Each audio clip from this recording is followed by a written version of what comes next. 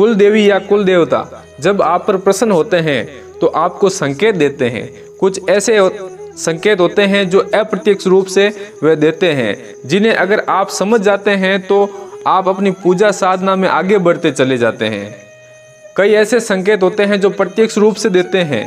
जो प्रत्यक्ष संकेत होते हैं वे बहुत ही कम लोगों को मिलते हैं, पर जो प्रत्यक्ष संकेत होते हैं आपको अगर मिलता है तो इसका मतलब होता है कि आपकी कुल देवी या आपके कुल देवता का आपके घर में पूर्ण रूप से वास हो चुका है।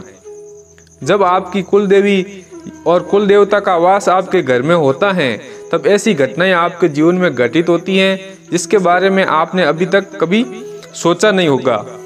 तब आपका घर ऐसा स्वर्ग बन जाता है जिसके बारे में आपने कभी कल्पना भी नहीं करी होगी। तो दोस्तों, आज इस वीडियो में मैं आपको इन्हीं संकेतों के बारे में बताने जा रहा हूं, जिसे आप ये पता कर पाएंगे कि आपके घर में आपकी कुल देवी या कुल देवता का वास है या नहीं। हमारे घर में कुल देवी और कुल देवता दोनों हैं।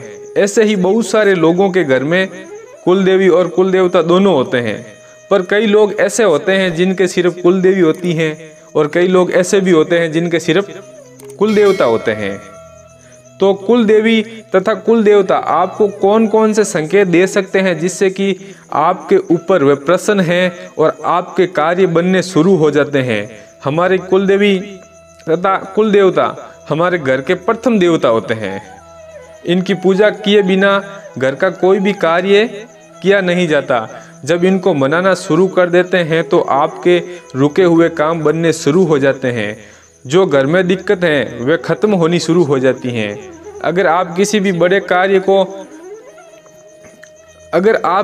बड़े से बड़े भगत के पास में चले जाइए, अगर वे अच्छा भगत होगा तो सबसे पहले आपको आपकी कुल देवी और कुल देवता के बारे में बताएगा, यानी कि आपकी कुल देवी कुल देवता को प्रथम लेकर चलेगा।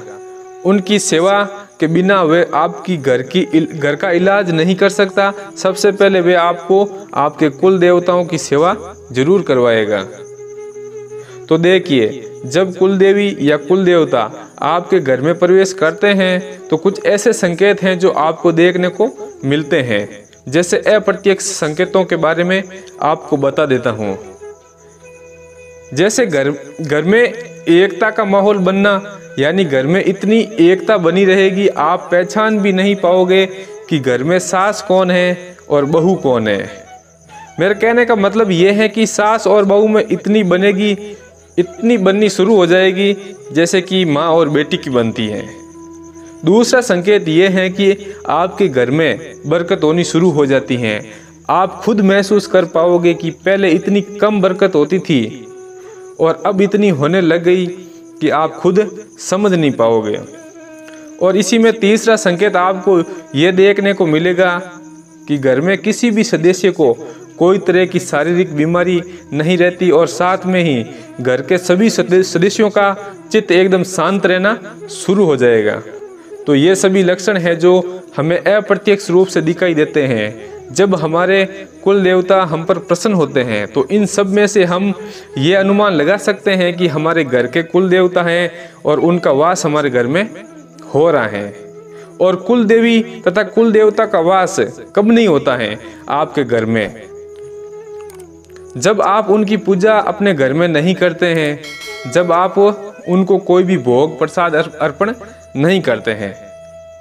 जब होली और दीपावली आती है तब हमारे घर के पितरों के कपड़े, कुल देवताओं का उचित मान सम्मान, उनका भोग प्रसाद है। कई लोग उनके स्थान पर जाते हैं तो ये सब करना बहुत ही अनिवार्य होता है।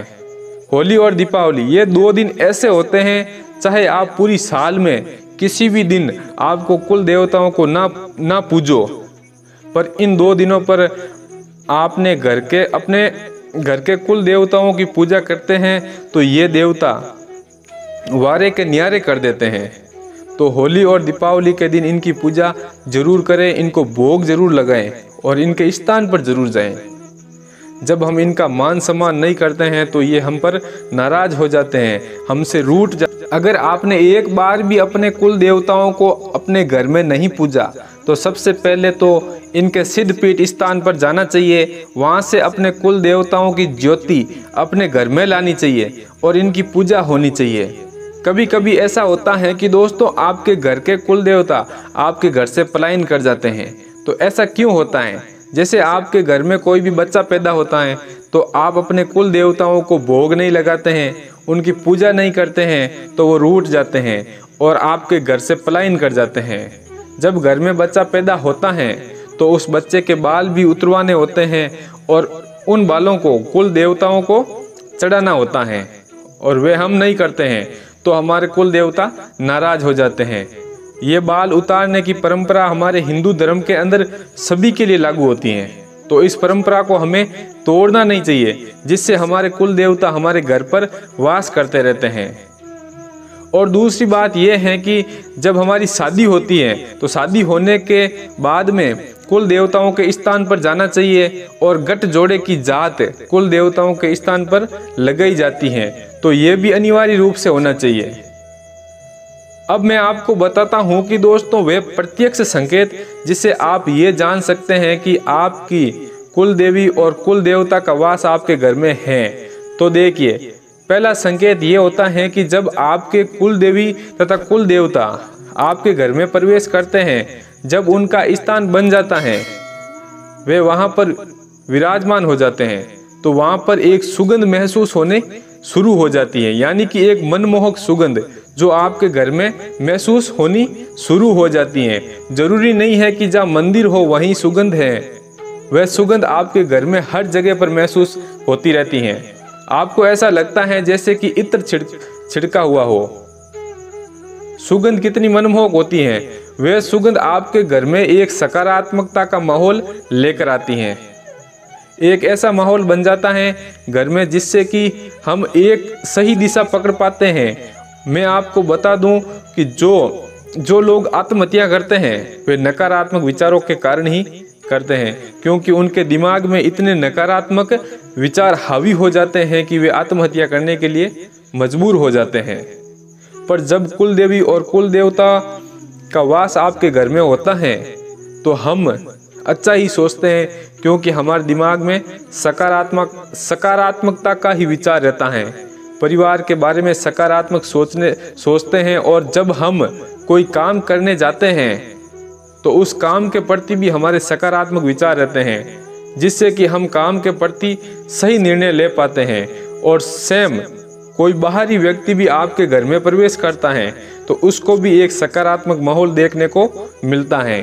घर में आने से पहले उसके दिमाग में कितने भी गलत विचार हो, पर घर में प्रवेश करने के बाद में उसके विचार भी सकारात्मक हो जाते हैं। भले ही वे आपके पास में आपको नुकसान पहुंचाने के लिए आ रहा हो, पर जब वे आपके घर में आएगा तो आपके घर में प्रवेश करता है तो उसके विचार बदल जाते हैं और आपके फेवर में हो जाता है।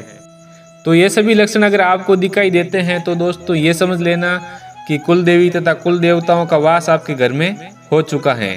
तो उम्मीद करता हूँ कि ये वीडियो आपको पसंद आया होगा और ये जानकारी बहुत ही महत्वपूर्ण थी जो मैंने आपको बताई है। और इसी के साथ में अगर आप हमारे चैनल पर पहली बार आए हो तो चैनल को सब्सक्राइब कर देना और वीडियो को लाइक ज़रूर करना।